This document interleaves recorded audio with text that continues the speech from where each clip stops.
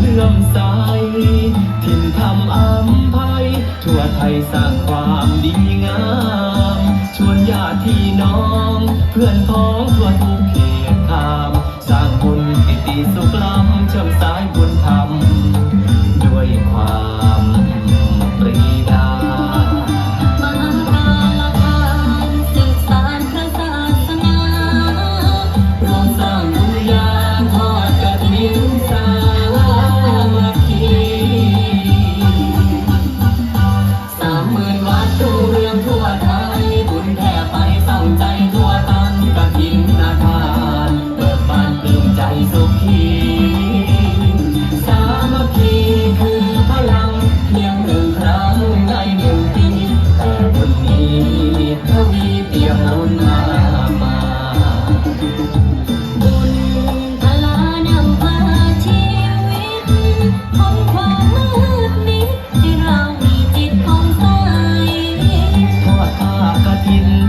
สายทำให้ยาวนานไกล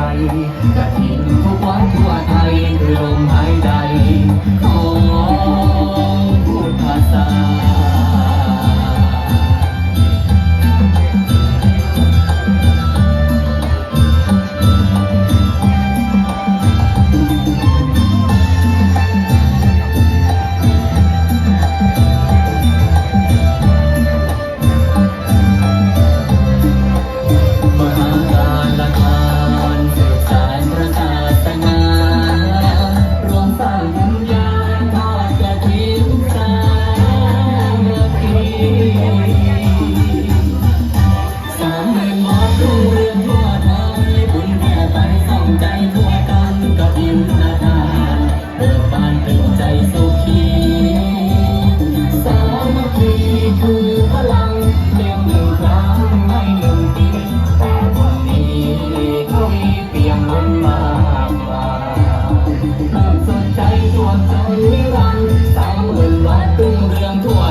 เป็นศูนย์รวมใจ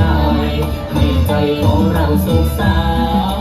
นต์ถ้ากฐินที่เราถวายประสาทแห่ไปไปอีกแสนนานพันละ13,500 ปีวันนี้ยังอยู่ถ้ากฐินที่เราถวายประสาทแห่ไปไปอีกแสนนานจึงพระนิพพานปลื้มนานด้วยบุญ